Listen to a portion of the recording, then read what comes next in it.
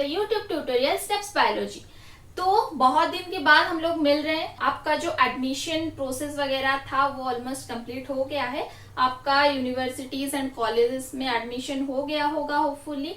तो अभी हम लोग फिर से वापस आ जाएंगे, हमारा जो थ्योरी क्लास चल रहा था उसे कंटिन्यू करेंगे।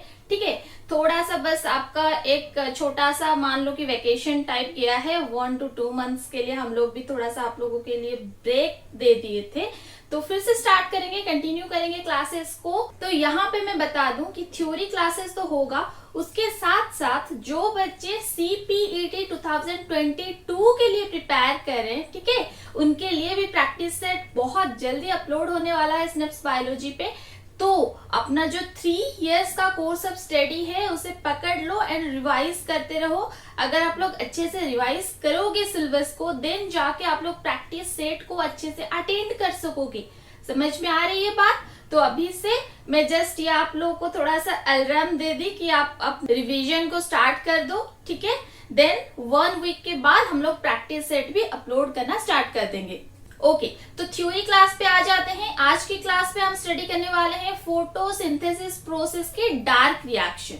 ठीक, लाइट रिएक्शन मैंने ऑलरेडी आप लोगों के साथ शेयर कर ली है, बहुत दिन हो गए हैं, तो थोड़ा सा लाइट रिएक्शन को भी रिवाइज करेंगे एंड उसके साथ साथ डार्क रिएक्शन क्या है, वो कैसे होता है, उसके ऊपर ध्यान देंगे। And light reaction and dark reaction, ये दोनों के बीच डिफरेंस क्या है, इसे भी देखेंगे। ठीक है, तो बहुत इंपॉर्टेंट क्लास है, क्लास को जरूर अटेंड करो। एंड अगर आप लोग को ये चैनल अच्छा लगता है या मेरा वीडियो अच्छा लगता है, then please press the like button. अगर आप लोग चैनल को अभी तक सब्सक्राइब नहीं किए हो तो जल्दी से सब्सक्राइब कर लो स्नेप्स बायोलॉजी को। क्लास स्टार्ट करते हैं, फिर चलो देखते हैं डार्क रिएक्शन।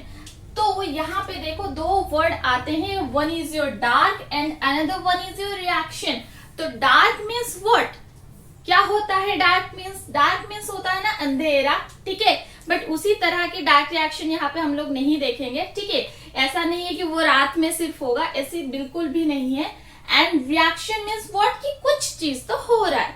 ठीक है, कुछ चीज हो रहा है, कुछ मेटाबॉलिज्म प्रोसेस हो रहा है, कुछ मतलब कंस्ट्रक्टिव प्रोसेस हो रहा है, कुछ डिस्ट्रक्टिव प्रोसेस हो रहा है। तो सबको मिला के हम लोग बोलते हैं कि रिएक्शन चल रहा है। ठीक है, एंड ये स्पेशली कहाँ पे हो रहा है, प्लांट पे हो रहा है। ऑब्वियसली क्योंकि हम यहाँ पे फोटोसिंथेसिस को स्टडी कर रहे हैं। तो फोटोसिंथेसिस पे हमें पता था, थोड़ा सा देखो रिवाइज कर देती हूँ क्योंकि लाइट रिएक्शन है तो प्लेलिस्ट में, बट बहुत दिन हो गए हैं। सो फर्स्ट क्या हो रहा था, लाइट रिएक्शन हो रहा था। ओके, एंड सेकंड में क्या होगा, फोटोसिंथेसिस पे डार्क रिएक्शन होगा। इतना पता है आप लोग को, 2 फेज होते हैं। तो लाइट रिएक्शन में बेसिकली क्या हो रहा था, किसे किसे याद है?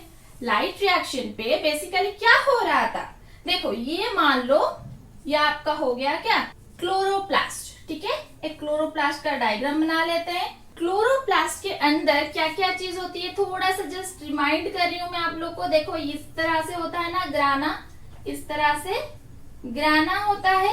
एंड यहाँ पे ये जो लिक्विड पार्ट और we can say the cytoplasmic part, ठीक है, इसे हम बोलेंगे स्ट्रोमा। इतना क्लियर है, ग्राना एंड स्ट्रोमा। तो लाइट रिएक्शन हमेशा कहाँ पे होता है, लाइट रिएक्शन हमेशा ग्राना पे होता है। एंड ग्राना पे कैसे होता है, देखो ये चीज को मैं थोड़ा सा रब कर लेती हूँ। ठीक है, क्लोरोप्लास्ट के स्ट्रक्चर को रब करेंगे एंड एक ग्राना का स्ट्रक्चर बनाएंगे, बड़ा वाला एक ग्राना बनाएंगे। देन उसके अंदर लाइट रिएक्शन कैसे हो रहा था थोड़ा सा जस्ट रिवाइज करेंगे। देखो ये हो गई एक बड़ा वाला ग्राना, और वी कैन से ग्रानम बोलेंगे, इंडिविजुअल लेंगे तो ग्रानम बोलेंगे। इसके अंदर क्या हो रहा था, फर्स्ट ऑफ ऑल तो वाटर की ब्रेकडाउन हो रहा था या नहीं।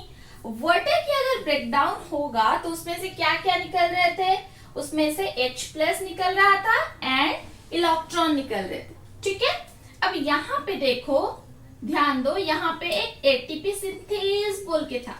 ठीक है, ये क्या कर रहा था ना, थ्रू दिस H+ जो है ना वो क्या हो रहा था, वो बाहर निकल जा रहा था। एंड इसके बीच में ADP से क्या फॉर्म हो रहे थे, ATP फॉर्म हो रहे थे। अच्छे से देखो। ओके, लाइट रिएक्शन थोड़ा सा रिवाइज करें तो ATP यहाँ पे प्रोड्यूस हो रहा था। इसके साथ साथ ये जो इलेक्ट्रॉन है, ये इलेक्ट्रॉन क्या हो रहा था, किसे याद है? यहाँ पे देखो ऐसे दो थे ना फोटो सिस्टम बोल के, PS2 एंड PS1, ये दोनों थे। तो इलेक्ट्रॉन फर्स्ट PS2 को जा रहा था, फिर यहाँ से PS1 को आएगा, देन लास्ट में एंड पॉइंट में क्या फॉर्म हो रहा था, NADP। एंड NADP के साथ फिर ये जो H+ यहाँ पे है, ये जाके NADP के साथ अटैच हो जाएगा। ओके, यहाँ पे +H+ लिख लूंगी मैं। ये दोनों मिला के क्या फॉर्म कर रहे थे, NADPH। ओके, तो बेसिकली ये एक एंड प्रोडक्ट आ रहा था हमारा लाइट रिएक्शन का, एंड ATP ये एक एंड प्रोडक्ट आ रहा था। तो ये हो गई सिंपल सी बात अगर हम लोग लाइट रिएक्शन की बात करें। तो अभी हम लोग चलेंगे हमारा डार्क रिएक्शन पे, ठीक है, जो कि आज का टॉपिक है। तो डार्क रिएक्शन बेसिकली क्या होगा ना, ये देखो यहाँ पे डार्क लिखा मीन्स ऐसा नहीं है कि ये सिर्फ और सिर्फ रात को होगा और अंधेरे पे होगा, ऐसा नहीं है। ओके, ये चीज को अच्छे से ध्यान रखना है। ये डार्क रिएक्शन इसीलिए इसका नाम है क्योंकि ये लाइट रिएक्शन के ऊपर हम लोग बोल सकते हैं कि डिपेंडेंट है। क्यों डिपेंडेंट है? क्योंकि लाइट रिएक्शन पे ये जो NADPH एंड ATP ये दोनों जो निकला है ना लाइट रिएक्शन पे, ये दोनों जाएगा तब जाके डार्क रिएक्शन प्रोसेस होगा। Okay, without NADPH and ATP the dark reaction can not take place. तो अभी देखते हैं कि डार्क रिएक्शन होता कैसे है। तो डार्क रिएक्शन पे बेसिकली फर्स्ट ऑफ ऑल हम लोग लेंगे CO2, ठीक है। ये CO2 कहाँ से आता है, कार्बन डाइऑक्साइड। ये CO2 आता है भाई स्टोमाटा से, ठीक है। एक तो ये स्टोमाटा से आएगा अंदर, स्टोमाटा पता है तो लीफ में रहता है स्टोमाटा, ठीक है, जो कि ट्रांसपिरेशन प्रोसेस करवाता है तो गैसियस एक्सचेंज होता है। तो कार्बन डाइऑक्साइड जो है ये लीफ के अंदर एक तो स्टोमाटा के थ्रू आएगा, एंड दूसरी बात की जो रेस्पिरेशन प्रोसेस हो रहा है उससे भी थोड़ा बहुत कार्बन डाइऑक्साइड यहाँ पे इकट्ठा हो जाता है, ठीक है। पता चल गया कि कार्बन डाइऑक्साइड प्लांट के अंदर कैसे आता है, दो रास्ते हैं, एक होता है स्टोमाटा एंड दूसरा होता है respiration process.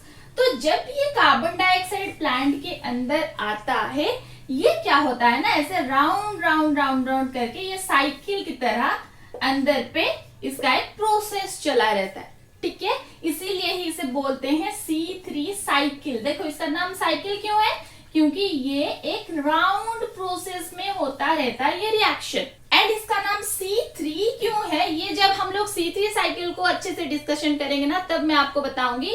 And C3 cycle के साथ साथ ये जो डार्क रिएक्शन प्रोसेस है, कोई कोई प्लांट में थोड़ा सा स्पेशल स्ट्रक्चर होता है, थोड़ा एनाटोमी में चेंजेस आ जाएगा, तब हम लोग पढ़ेंगे C4 साइकिल। देन और एक है C2 साइकिल, ठीक है, CAM plant translation acid metabolism उसे बोलते हैं। तो वो सारी चीज हम लोग डिटेल्स पे देखेंगे। आज सिर्फ और सिर्फ मैं आपको डार्क रिएक्शन का थोड़ा बेसिक्स बता रही हूँ। तो कार्बन डाइऑक्साइड आ गया, ये C3 साइकिल पे इस तरह से साइकिल साइकिल साइकिल करके घूमने के बाद ये क्या प्रोड्यूस करेगा ना, ग्लूकोज प्रोड्यूस करेगा, ठीक है। ये क्या प्रोड्यूस करेगा, ग्लूकोज। अब ग्लूकोज का मॉलिक्यूलर फॉर्मूला क्या है, C6H12O6, ये होता है ग्लूकोज का फॉर्मूला। तो अब ध्यान देने वाली बात क्या है, देखो यहाँ पे ध्यान देने वाली बात ये है कि यहाँ पे C है, कार्बन है, हाइड्रोजन है एंड उसके साथ साथ ऑक्सीजन है या नहीं। बट जब CO2 अंदर जा रहा था तो CO2 में हाइड्रोजन है क्या, CO2 में हाइड्रोजन है, CO2 में तो सिर्फ कार्बन एंड ऑक्सीजन है, हाइड्रोजन तो नहीं है। तो CO2 से कैसे यहाँ पे हाइड्रोजन आ गया, ये हो गई फर्स्ट क्वेश्चन। तो ये क्वेश्चन को सॉल्व करते हैं। देखो मैंने थोड़ी देर पहले मैंने आपको क्या बोला कि जो ATP एंड NADPH है ये दोनों जब तक नहीं जाएंगे तो डार्क रिएक्शन नहीं होगा। तो अब उसका आंसर आ गया कि NADPH पे जो H प्रेजेंट रहता है ये यहाँ पे हेल्प करता है CO2 को C6H12O6 बनाने में। अब पता चल गया कि ये जो H है ये कहाँ से आता है, ये आता है आपका NADPH से। ठीक है, ये सारे बेसिक्स ही आपको एंट्रेंस में पूछे जाते हैं, तो इसीलिए ध्यान से वीडियो को देखते रहो। फर्स्ट क्वेश्चन क्लियर हो गया कि NADPH कैसे हेल्प करता है आपका C3 साइकिल पे, ठीक है। एंड अभी आप लोगों को कंफर्म ये हो गया होगा कि अगर NADPH नहीं होगा तो यहाँ पे CO2 से C6H12 कैसे बनेंगे, तो इसीलिए ये मस्ट चाहिए उसे रिएक्शन करने के लिए। ओके, चलो अब सेकेंड प्रोडक्ट पे जाते हैं, दैट इज योर ATP। अब ये जो साइकिल पूरा इतना जो प्रोसेस वो करवाएगा उसे एनर्जी तो चाहिए। ओके, विदाउट एनर्जी वो काम कैसे करेगा। आप लोग अगर कोई काम करते हो तो आपको तो एनर्जी चाहिए होता है ना, तो इसे भी एनर्जी चाहिए, तो ये एनर्जी वो लेगा ATP से, ठीक है। ATP यहाँ पे as a energy donor work करता है। एंड जो रिडक्शन प्रोसेस होता है, रिडक्शन मीन्स व्हाट, अगर कोई चीज में हाइड्रोजन ऐड होता है तो उसे बोलते हैं रिडक्शन प्रोसेस।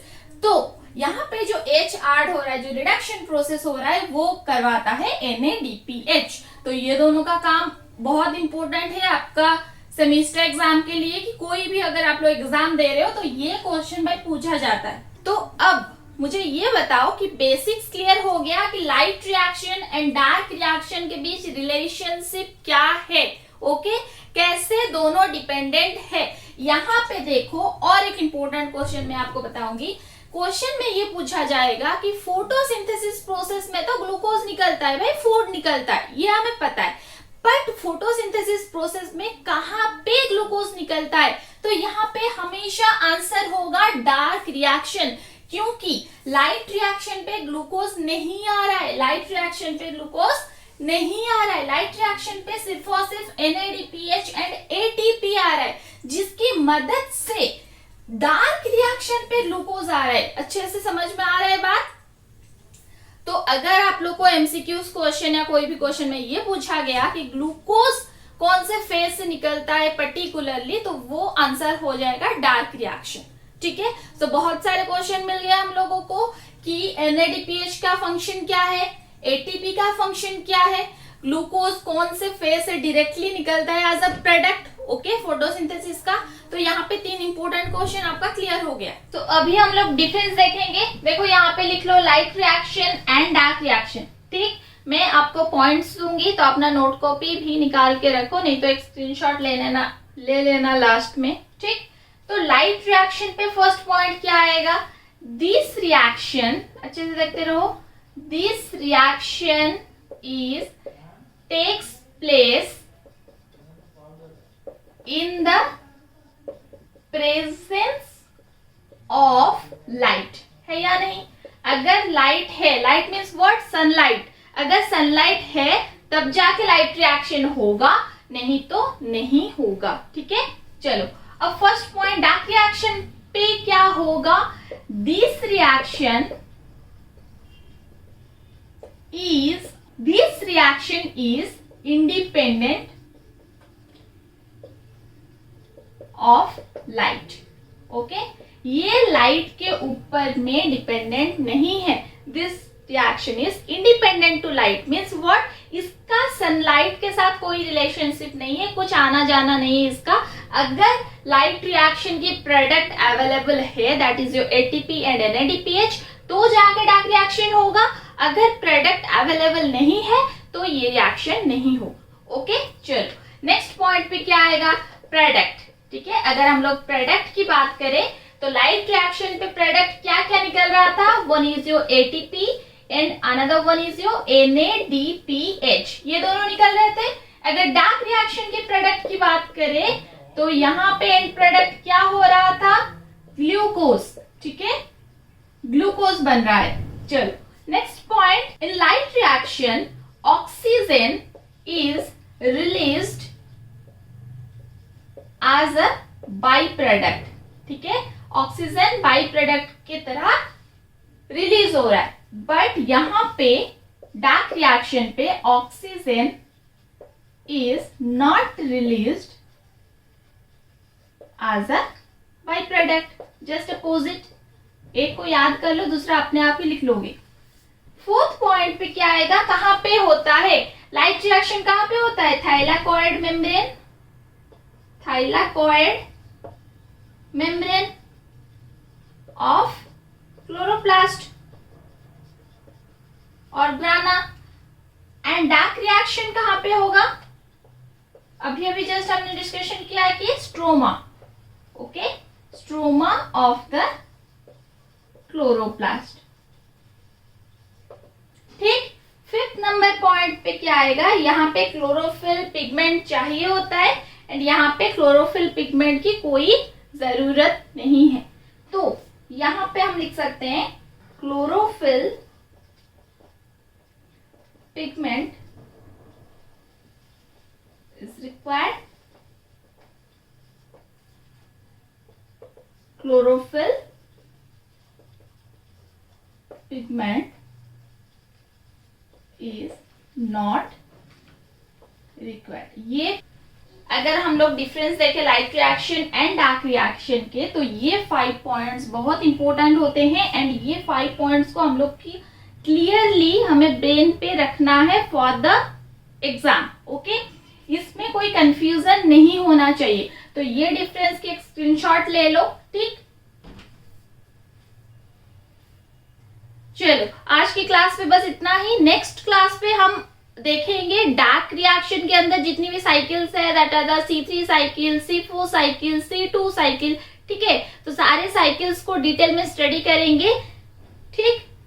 तो जल्दी ही मिलेंगे नेक्स्ट क्लास पे। तब तक अगर आप लोग को मेरा वीडियो अच्छा लगता है then please press the like button and video कैसा लगा कमेंट करके बताओ। एंड उसके साथ साथ थ्योरी क्लास पे आपको कौन कौन से टॉपिक, आपको कौन से चैप्टर या टॉपिक टफ लगता है, वो अच्छे से समझ में नहीं आ रहा है, तो वो टॉपिक के नेम हमें कमेंट सेक्शन पे लिख के बताओ, हम उसके ऊपर पे आपको वीडियो देंगे, ठीक है। तो बस इतना ही। अगर आप लोग चैनल को सब्सक्राइब नहीं किए हो तो जल्दी से सब्सक्राइब कर लो। आप हमारे साथ टेलीग्राम ग्रुप पे भी अटैच हो सकते हो, ठीक है। तो मिलते हैं और एक क्लास पे, तब तक के लिए बाय बाय, थैंक यू।